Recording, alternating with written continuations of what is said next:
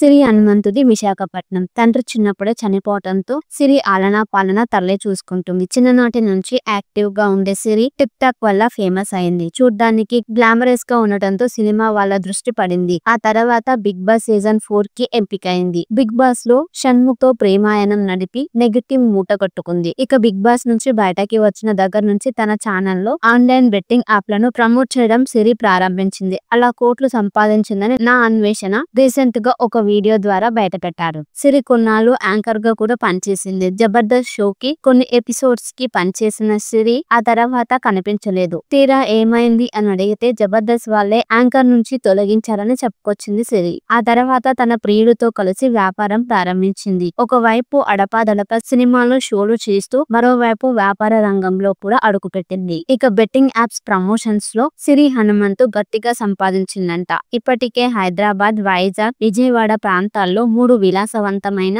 Beauty clinics ని ఏర్పాటు చేసిందట. వీటి ప్రమోషన్స్ లో భాగంగా 30 మంది సెలబ్రిటీలను హైదరాబాద్ నుంచి ఏకంగా వైజాగ్ కు తన సొంత ఖర్చులతో ఫ్లైట్ టికెట్లు వేసి పిలిపించిందంట. దీనికి సెలబ్రిటీ హర్ష సాయి కూడా రావటం కొసమెరుపు. అంతేకాదు షణ్ముఖ్ మాజీ ప్రియురాలు దీప్తి సునైన కూడా సిరి బ్యూటీ క్లినిక్ కి రావటం విశేషం. సిరి హనుమంత్ ప్రారంభించిన 3 క్లినిక్ల ఏర్పాట్లకు దాదాపు 6 కోట్లు ఖర్చు చేసిందని ప్రపంచ యాత్రికుడు నా అన్వేషణ చెప్పుకొచ్చాడు. దీంతో పాటు మరో 4 కోట్లను పెట్టుబడి కోసం ఉంచుకుందని, మొత్తం 10 కోట్లను బెట్టింగ్ యాప్లను ప్రచారం చేయటం వల్ల సిరి అక్రమంగా డబ్బు సంపాదించిందని నా అన్వేషణ ఆరోపణలు చేశాడు. సిరి ఏర్పాటు చేసిన బ్యూటీ పార్లర్లో ఒక సెట్టింగ్ కి 80,000 వరకు తీసుకుంటుందని నా అన్వేషణ చెప్తున్నాడు. బెట్టింగ్ యాప్లను ప్రమోట్ చేసి ఎంతో మందిని బలి తీసుకున్న పాపం సొమ్ముతో వాటిని నడుపుతుందని ఆరోపించారు. అంతేకాదు తన బ్యూటీ పార్లర్ కి వచ్చిన నల్లగా ఉన్న వారిని తెల్లగా చేస్తుందని ప్రచారం చేస్తుందన్నాడు. తండ్రి లేని అమ్మాయి, ఆస్తులు లేవు,